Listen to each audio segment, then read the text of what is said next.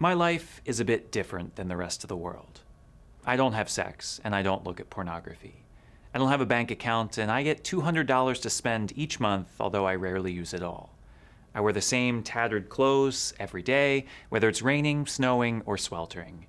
I take cold showers, fast twice a week, work with the homeless, and spend hours at a time in complete silence. In general, I go out of my way to make my life more uncomfortable, and I am probably the happiest, most fulfilled person you will ever meet. Not despite these things, but because of them. Our world is all about getting more. It's about chasing and owning and indulging in whatever our desires dictate. The best life, we're told, is one with unlimited hookups with beautiful people, cash to spend, poppin' bottles. Even if we're not trying to live like rock stars, what I think drives nearly everyone in our world is a need for safety and comfort and predictability. Just being able to go on nice vacations with friends and provide for our kids without worry, that's a happy life. We want to be in control to do what we want. But my question is this: how's that working out? For the person indulging in every impulse, has that brought you happiness? Like real happiness? For the person living a comfortable suburban life, has owning the latest gadget, living in a nice house, making decent money, brought your life meaning? Like real meaning? By the looks of our world, my guess is no. Never before have people been so unhappy. Year after year, depression numbers skyrocket. Anxiety is on the rise. So many live in a malaise of boredom and dissatisfaction, wondering how they got there and what they can do to feel something again. I can say that I lived in the world for quite a while. I enjoyed what it had to offer. I sought the thrills, indulged in the immediate gratifications.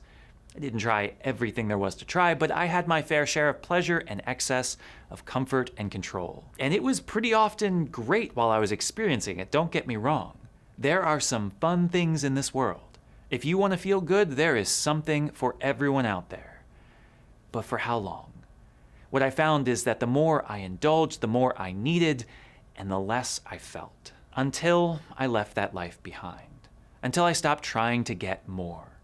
Until I decided to live a penitential life, letting go, giving up, denying myself earthly pleasures, to live a life that is grounded, disciplined, hopeful, and most of all, fulfilling.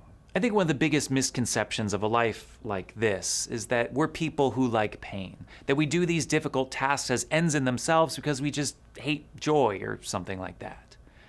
The reality is that everything we do is a means to an end, a means of curtailing our desires, of controlling our impulses, of becoming people who live like Jesus did and enjoy it. The irony of a life like this is that we deny so many of Earth's pleasures because what we really want is freedom. Freedom to be in control of our own passions rather than always falling into temptation. It's about disciplining our minds, our hearts, our bodies, and our attention spans so that we live the way we want rather than at the whims of the world. At the heart of it all is the recognition that, left to our own devices, we are prone to sin, prone to deny God, and we don't want that. We want to direct every aspect of our lives to the source of life, Jesus Christ, which means that we pray. And not just a quick prayer before bed or the occasional plea in times of need.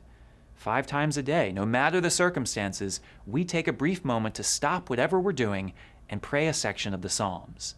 Either together or in private, we ground ourselves in the presence of God, reminding us, even for just a moment, that we can put the world on hold to be with Jesus. In addition to this, silent meditation is a must. Some pray for blocks of 15 minutes, others for a half hour. I prefer a holy hour, an entire hour of silence. Turn off the phone, cut off the distractions, let everything else go, and just be. Sometimes I read spiritual books and meditate on my life. Sometimes I have a conversation with God. Sometimes I sit in silence and simply let God embrace me, telling me it's going to be okay. Much of the time is a beautiful break in the day, a time to relax and unwind, but sometimes it's work. Sometimes I've got a billion other things to do, and the last thing I want to do is do nothing. But of course, it's not nothing. It's the most something I could do, a connection with the source of life himself, the one who tells me who I am and where I should go. Without this time dedicated as a priority, everything else falls apart. How quickly my life becomes about me when what I really want is to be about him. Which is easy to say, much harder to do. As our scriptures say, the spirit is willing, but the flesh is weak, and I know that my flesh is weak. As much as I say that what I want is to only do what is good, my body still calls out for things that do not fulfill. I'm talking about unhealthy foods, yes, but I'm talking about lust, drunkenness, laziness, self-indulgence of every kind. It doesn't matter if you've been a friar for 13 years. Those passions are alive in us all. And so, I try to curb those passions. I put limits on my body. I whip it into shape to strengthen my will and to remind me that I can resist temptation. A big part of this is fasting. Twice a week, I go meatless and eat sparse meals, enough to be sustained, but nothing else. No snacks, no desserts, often just a peanut butter sandwich for lunch and a simple dinner. I also try on those days to limit screen time to only essential things and to cut out all media, TV, music, movies. Enter the silence just a bit more. Each morning I take a cold shower, which, if we're honest with ourselves, is really not that bad. We're just addicted to having supreme comfort in every aspect of our lives, and wear this same brown robe called a habit and these sandals. They're uncomfortable at times, sure. They take a bit getting used to, but you're gonna be okay. And the money, well, you don't really need that much. The moment I realized that I would never have the latest phone, the ability to go out whenever I wanted, was the moment I realized how little those things actually bring happiness. What a freedom it is to be content with what you have. And what do these two things get you? Where does humility and self-mastery lead? One would hope a life of goodness and service in the world. Free from the grips of lust, I can enter into relationships without worry of sexual tension or objectification. Without a need to be in control, I can serve at the will of others and make friends with anyone. No longer driven by ambition, I can spend my whole day with a homeless person, a student struggling with self-esteem, an elderly lady who's just lonely, and not feel that my day has been wasted. This is what the Lord has asked of me today, and so this is what I am happy to provide. Does this mean that I'm perfect now, that I never give in to temptation? Of course not.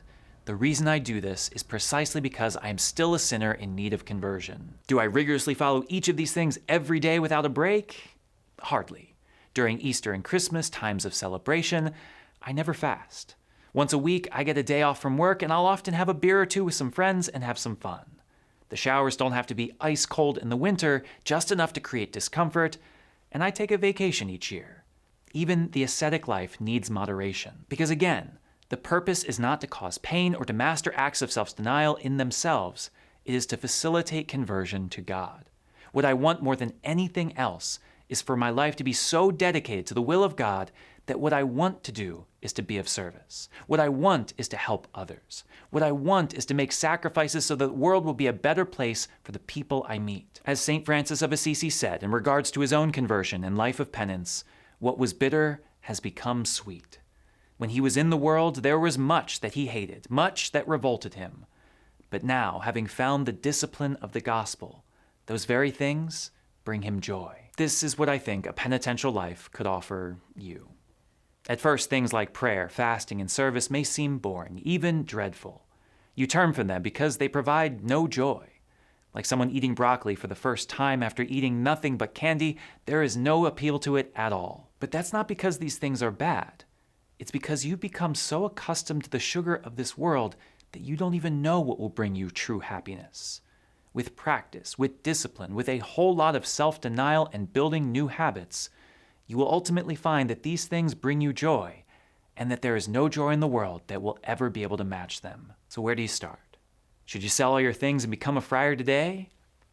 Maybe. But maybe start small. Maybe begin by finding one thing in each of these categories and building from there. Can you dedicate 15 minutes each day to uninterrupted meditation? Maybe choose one day a week that you deny yourself a pleasure you're used to. Find a place to volunteer your time or donate your money that takes you out of your comfort zone. Do something, anything, that isn't about getting more, but is about letting go of your comfort, your will, your control, your need to always be seeking the next pleasure. Do this, and then add to it, and add to it, and add to it, until you find that your life is less about you and more about God. And then trust me, at that point, your life will not be stuck anymore.